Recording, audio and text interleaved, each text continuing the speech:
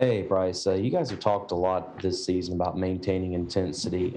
After a win like last Saturday's, how do you go about maintaining that intensity and avoid complacency? Yeah, actually, I think you hit it around the nose. That's something that we emphasize a lot.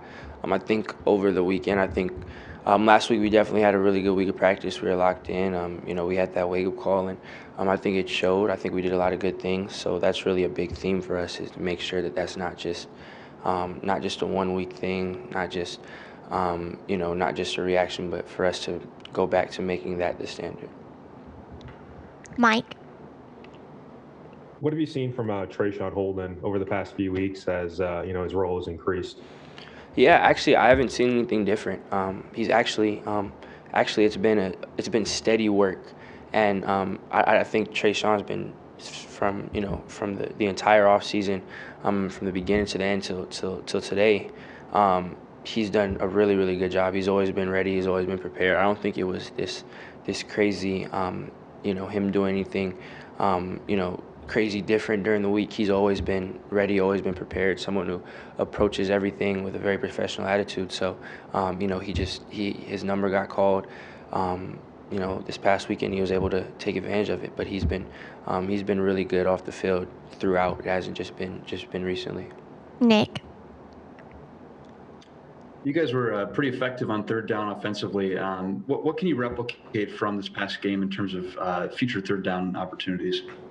Yeah, I thought we did a good job of communicating. I think a lot of it really comes down to preparation that we had as a whole offensively during the week. We were all locked into the game plan, all locked into the third down plan. I thought we got a lot of quality reps during practice last week. So again, that's something that we're really priding ourselves in is making sure that becomes the norm and making sure that we continue that intensity during the week. Steven. Bryce, he's known as more so of a power back. When you watch B-Rob catch the ball at the backfield using that speed, how fun is that seeing an all-around back on the field catching passes too? Yeah, no, that's always a luxury to have. Someone like B-Rob who is so, like you said, so powerful and someone that, when you hand the ball off, he's so hard to get down, but also for him to make explosive plays in the pass game like he's been doing all year, and especially like he did on Saturday. For me, that's something that makes my job a lot easier, along with how he protects, how well he communicates. There's a lot of stuff that B-Rob does and contributes to the offense that makes us as an offense a lot better. Charlie.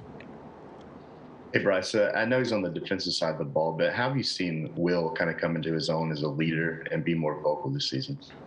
Yeah, he's definitely made that more of a point. He's definitely grown a lot as far as really him stepping up and taking on that leadership role. He's been very vocal throughout the year, and especially recently, been very vocal. Everyone knows the work he puts in. Everyone respects him. So when it's someone like Will who talks and leads how he does, it's easy for all of us to rally behind that and to get behind what he's saying. So he's been really big for us as far as obviously on the field, how well he's been playing, but being a leader for us as well. Michael. If you had to describe this offense, strengths, just the identity of the offense, how would you describe this Alabama offense?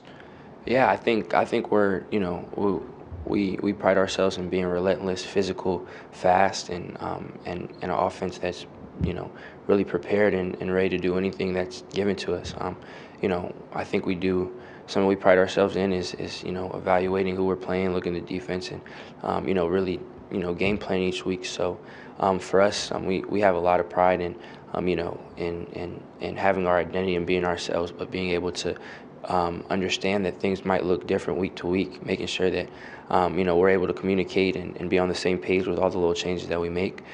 So I think all that ties into our identity. Tony. Bryce, as a quarterback, when you have a wide receiver, maybe if he's frustrated with playing time or he's frustrating just maybe with his performance, what are some of the things you can do to kind of aid him through that?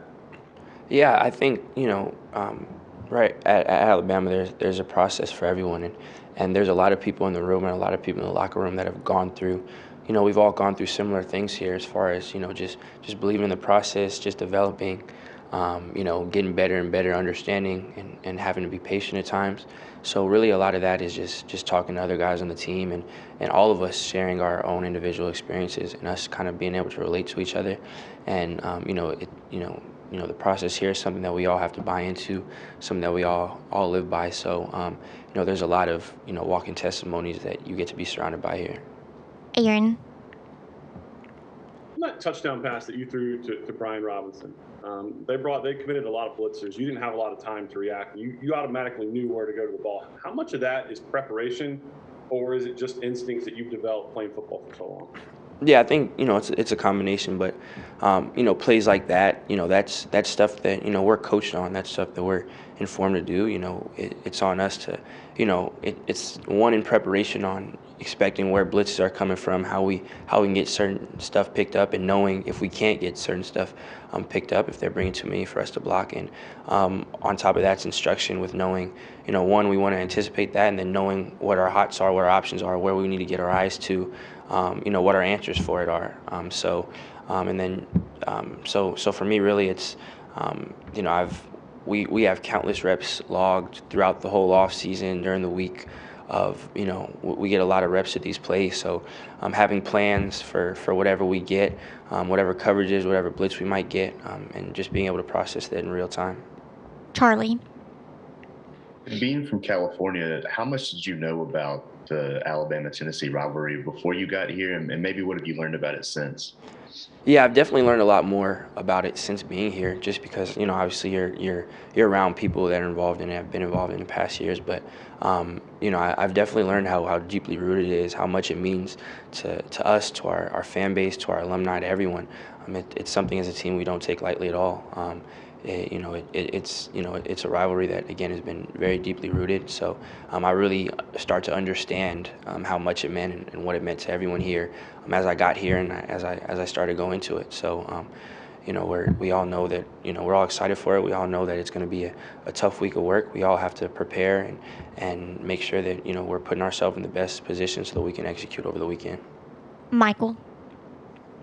You took off and ran a few more times this past game than you had maybe in previous games. Was that a decision, or was that something the defense was doing that was leaving you more lanes to take off?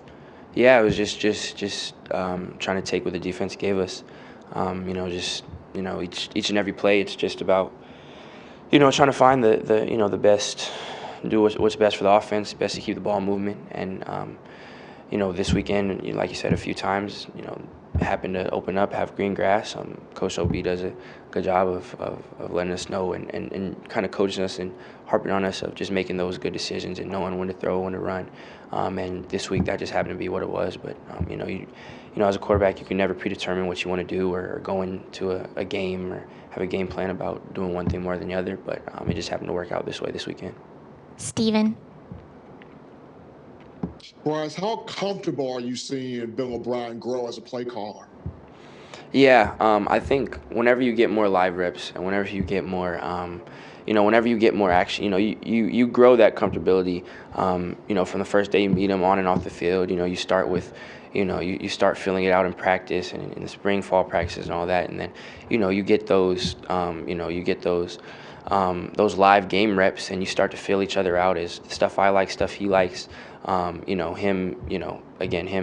Him just getting a rhythm of how he likes to call plays. So whenever you get those live reps and whenever you, whenever you're able to be in certain situations and circumstances you can't necessarily replicate in practice, that definitely brings an offense, a quarterback, and a play caller a lot closer. So, we all, we all have tremendous trust in Coach OB and his philosophy, the plays he calls. So, and it's only going to continue to grow the more and more situations we get put in. Final question, Tony. Yeah, Bryce, kind of on that note, you're obviously going to execute whatever OB tells you to do, but as a competitor, when those goal line situations, do you like having the ball in your hands? Do you prefer that? For me, it's just doing what I feel like is best for the team, what we game plan for, what we feel like is the best option. So, it's not a personal, just, whatever happens at any part of the field and any part of the game, it's never like a, it's never a personal thing. It's never it's all about, it's all about the game plan. It's all about the stuff we feel confident as an offense. It's all about, what we feel like gives us the best chance to succeed offensively. So that's really all that goes into it.